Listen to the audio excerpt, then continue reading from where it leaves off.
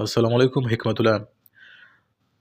حضرت ابوبکر صدیق رضی الله تعالی عنه چې کوم ټیم مرګ ته نږدې سولو، یعنی سوچ دا وکړي چې د مرګ شپې مې را نږدې دي، نو دا سوچ وکړي چې راسه په ژوند کې لا یو خلیفه وټاکه چې داسې نو د مرګ بعد بیا پر دې شي باندې بیا یو پریشاني نسی چې یو قبیله وای چې د ماس زموږ څه د خلیفه سي، یو څوک وای بل وای د ماس د خلیفه زموږ د قبیلې څه د خلیفه سي. نو چونکې د دې جګړې د روکتام لپاره او د اسلام د اتحاد د برقرار د ساتلو لپاره نو حضرت ابوبکر صدیق رضی الله عنه په ژوند کې به دا یو مشوره وکړه د خپل شورا سره چې راسه یو نوی خلیفه په ژوند کې وټاکه چې کوم ټیم ستا د مرګ بعد بیا یې داسې پریشانیانې نه وي.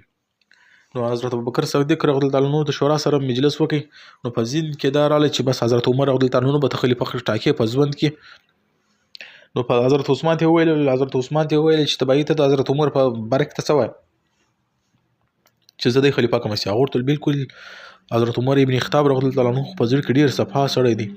بیا حضرت عبدالرحمن بن عوف ته ویل دا د اشرم مبشر دی. بیا حضرت طلحه رضی الله عنه دی ویل خدای دوه دا ورته ویل چې ویل حضرت ابوبکر رضی الله عنه ته ویل ولدی خو به خیر شز په ځل کې ډیر صفا دی، خدا دې د کومه لهجه ده. مشته معلومه ده چې د حضرت صحابه کرام کې د حضرت عمر ابن خطاب لهجه ډیره زیاته سخته وله. نور ته ویل چې ولبای د موږ ډیر خوښ په ځل کې ډیر صفا ده، خدا د کومه لهجه ده ډیره سخته ده. نو کوم ټیم د حکمران چې کومه لهجه وي هغه د خپل حکومت د برقرار کېدو دپاره چې دا د په لهجه کې په کار دی داسې ویریشن راسي، چینجز پکې وي چې د حالاتو مطابق وي، نو د چې کومه لهجه دا ډیره سخته ده. نو حضرت ابوبکر صدیق ورته ویلي ول باز د چې کومه لهجه ده چې کوم ټیم دی خلیفه سي حالات بدلیږي بیا بغیر کم نه وي.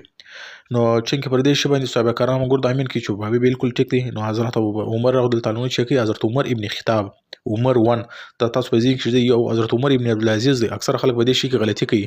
عمر یو حضرت عمر ابن العزیز دی چې هغه عمر 2 ګڼل کیږي، یو چې دی حضرت عمر ابن خطاب چې عمر 1 دی.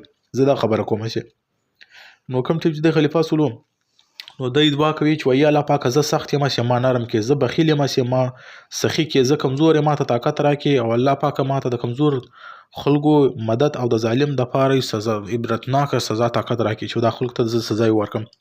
نو بیا موږ ګورو په دنیا غوا د پرداشي باندې چې د حضرت عمر رضی الله عنه په دور کې د اسلام او کوم ځای ته د دنیا او کنجو ته ورسېدی او اسلام څومره زیات پیلاو په کم ټیم کې. نو د حضرت عمر رضی الله عنه چې کوم دور خلافت 10 کال او د 634 یعنی تر 644 پورې. نو امید لرم چې د حضرت عمر ابن خطاب د خلیفہ منتخب کېدو چې کوم پروسس په هغه تاسو سره خلاصوي وي.